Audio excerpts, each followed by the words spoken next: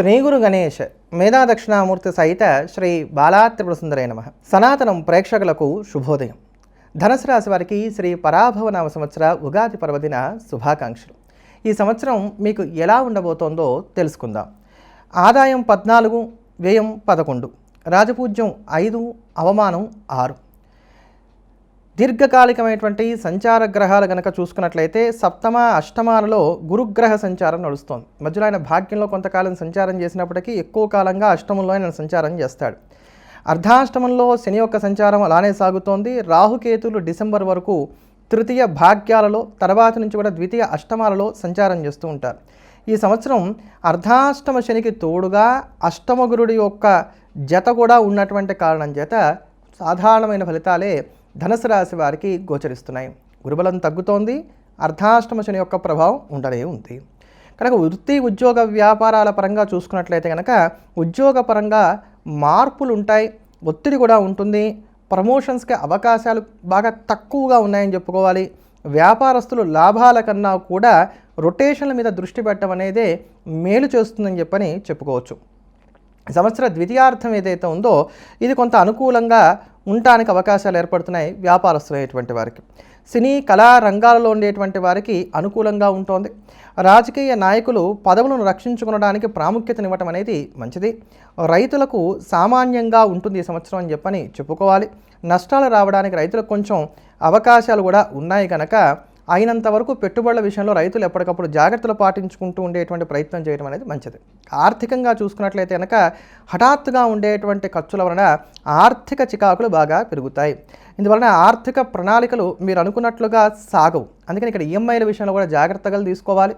Liquid క్యాష్ని జాగ్రత్తగా అట్టి పెట్టుకునేటువంటి ప్రయత్నం చేయాలి. అంటే ఏవి ఎడితిరిగి ఎట్లా వచ్చినా ఒక సంవత్సరం ఇల్లు గడవడానికి మనం కావాల్సినటువంటి మనం కట్టవలసినటువంటి ఈఎంఐలు ఏవైతే ఉన్నాయో ఇవన్నీ కట్టడానికి కావాల్సినటువంటి ధనాన్ని ఎప్పుడూ కూడా అందుబాటులో పెట్టుకునేటువంటి ప్రయత్నం చేయాలి. అప్పు ఇవ్వడం, తీసుకోవడం, తాకట్లు పెట్టడం, మధ్యవర్తిత్వాలు, షూరిటీ సంతకాలు ఇట్లాంటి వాటికి ఈ సంవత్సరం మీరు ఎంత దూరంగా ఉంటే అంత మంచిది. లేకపోతే నష్టపోవడానికి అవకాశాలు అనేటువంటివి ఏర్పడుతున్నాయి. రుణాలు తీరడం, తీరకపోవడం ఇట్లాంటివన్నీ కూడా వ్యక్తిగత జాతకాల మీద ఆధారపడి ఉంటున్నాయి ఈ సంవత్సరం. ఒకవేళ మీ పర్సనల్ హరస్కోప్లో కనుక వ్యక్తిగత జాతకంలో కనుక కొంచెం బలమైనటువంటి యోగాలు ఉంటే కనుక ఇవి కొంత ఇబ్బందులు తగ్గడానికి అవకాశం అనేటువంటిది ఉంటుంది. శుభకార్యాలకు కూడా విపరీతంగా ఖర్చు చేసేటువంటి ప్రయత్నం చేస్తారు. ఇప్పుడు ఇంట్లో ఎవరికన్నా ఏదైనా కావాలనుకోండి, పర్వాలేదులే ముందు నేను ఇచ్చేస్తా, తర్వాత మనం చూసుకుందాం, ఇట్లా కూడా మీరు ఖర్చులు చేస్తారు. శుభకార్యాల నిమిత్తము ఖర్చు చేస్తారు, ఇలానూ ఖర్చు చేస్తారు. కనుక ఖర్చులు కూడా విపరీతంగా పెరగడానికి అవకాశం అనేటువంటివి ఏర్పడుతున్నాయి. గతంలో చేసినటువంటి రుణాల తాలూకు ఒత్తిళ్లు కూడా ఈ సంవత్సరం విపరీతంగా పెరుగుతాయి. అలానే ఇంకా వివాహాది శుభకార్యాల విషయంలో కూడా మనం చూసుకున్నట్లయితే కనుక బాగా పంతంగా ఆ శుభకార్యాలు చేయవలసినటువంటి స్థితిగతులు ఏర్పడుతున్నాయి.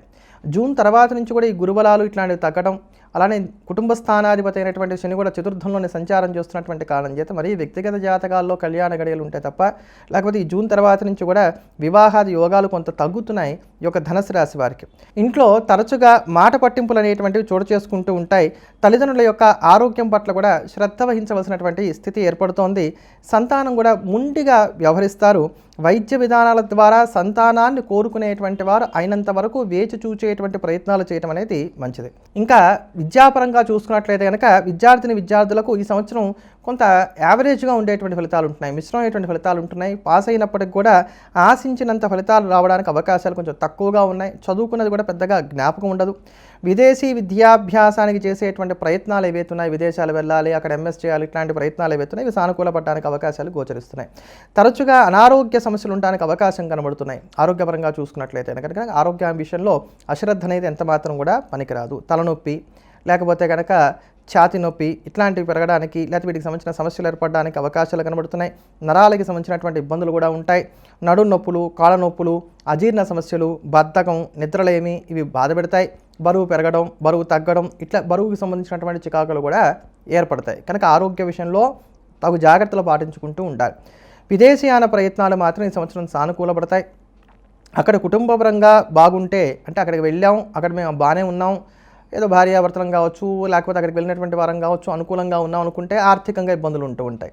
లేదా అక్కడికి వెళ్ళడం వల్ల మాకు ఆర్థికంగా సౌఖ్యంగా ఉంది అనుకున్నట్లయితే కనుక కుటుంబపరంగా ఇబ్బందులు వస్తూ ఉంటాయి. ఏదో ఒక సమస్య మాత్రం ఉంటుంది, మానసిక ప్రశాంతత లోపిస్తుంది. ఇది విదేశాల్లో ఉండేటువంటి వారికి సంబంధించిన విషయం. ఇక కోర్టు వ్యవహారాల పరంగా చూసుకున్నప్పుడు ఫలితాలు రావడానికి బాగా సమయం పడుతుంది. తాత్సారం అనేటువంటిది ఉంటుంది. కోర్టు ఫలితాలు మీరు అనుకున్నటువంటి వేగంగా, మీరు అనుకున్నంత తేలిగ్గా రావడానికి అవకాశాలు కొంచెం తక్కువగా ఉన్నాయి. మొత్తం మీద సాముదాయిక ఫలితాలు కనుక చూసుకున్నట్లయితే కనుక సావాస దోషాలు, వ్యసనాలు, బెట్టింగ్లు, ఈజీ మనీ పట్ల ఆకర్షణ పెరగడానికి, తద్వారా నష్టాలు కలగడానికి అవకాశాలు ఉన్నాయి కనుక ఆర్థిక విషయాల్లో తస్మా జాగ్రత్త. మానసిక శారీరక శ్రమ బాగా పెరుగుతుంది.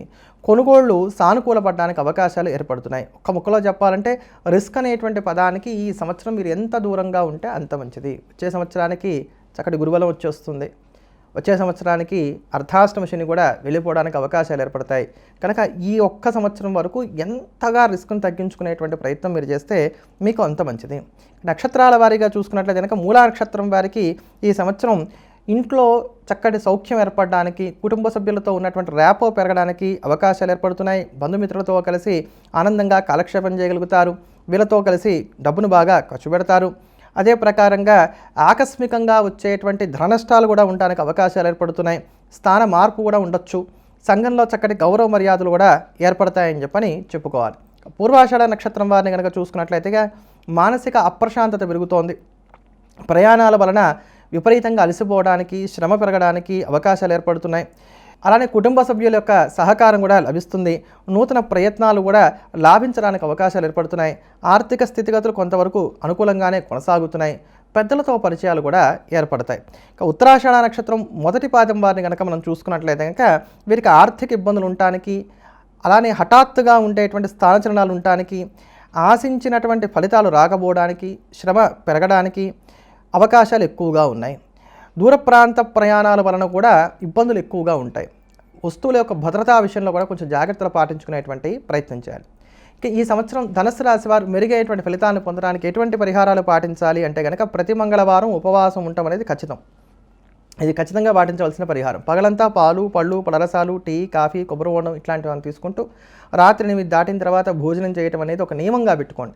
అలానే ప్రతి గురువారం నవగ్రహాలలో ఉండేటువంటి గురువుకి 108 ప్రదక్షిణాలు చేయండి. ఆయనకి శనగలతో దండ వేసేసి గురువుకి 108 ప్రదక్షిణాలు చేయండి. గురువు ప్రత్యేకంగా విడిగా ఉండడు కదా. ఇంకా నవగ్రహాల్లో గురువు దగ్గర నుంచి మొదలుపెట్టి మీ యొక్క ప్రదక్షిణం గురువు దగ్గరికి పూర్తయ్యే విధంగా 108 ప్రదక్షిణాలను ప్రతి గురువారం చేయండి. అలానే ప్రతి శనివారం హనుమంతుడికి 108 ప్రదక్షిణాలు చేయండి. దీనివలన మీకు వచ్చేటువంటి ఒత్తిడిని తట్టుకుని నిలబడగలుగుతారు. ఒకవేళ అలా సాధ్యపడదు, మేము ప్రదక్షిణాలు చేయలేం అనుకునేటువంటి వారు ఎవరన్నా ఉన్నట్లయితే కనుక శ్రీ గురు చరిత్ర సప్తాహ పారాయణ చేయటం, వారం విడిచి వారం సప్తాహ పారాయణం చేసుకోండి. నెలకు ఒకసారి వద్దు, వారం విడిచి వారంగా సప్తాహ పారాయణం చక్కటి నియమాలు పాటించుకుంటూ ఖచ్చితంగా చేసుకోండి. అలానే ఎవరైతే కనుక ప్రతి శనివారం హనుమంతుడికి 108 ప్రదక్షిణాలు చేయలేమనుకునేటువంటి వారు ఎవరైతే ఉన్నారో వారు ప్రతి శనివారం కూడా హనుమంతుడికి 108 తమలపాకులతో అర్చన చేయించుకున్నా కూడా చక్కటి ఫలితాలనే అందుకోగలుగుతారు. పరదేవతానుగ్రహం చేత ఈ సంవత్సరం మీకున్నటువంటి శ్రమ తగ్గి చక్కటి యోగాలు కలగాలని చెప్పని, గ్రహాలు అనుకూలించాలని చెప్పని ప్రార్థిస్తున్నాను, ఆకాంక్షిస్తున్నాను. మరోమారు మళ్ళీ కలుద్దాం. ఎల్లప్పుడూ దేశాన్ని ప్రేమిద్దాం, దైవాన్ని స్మరిద్దాం. స్వస్తి.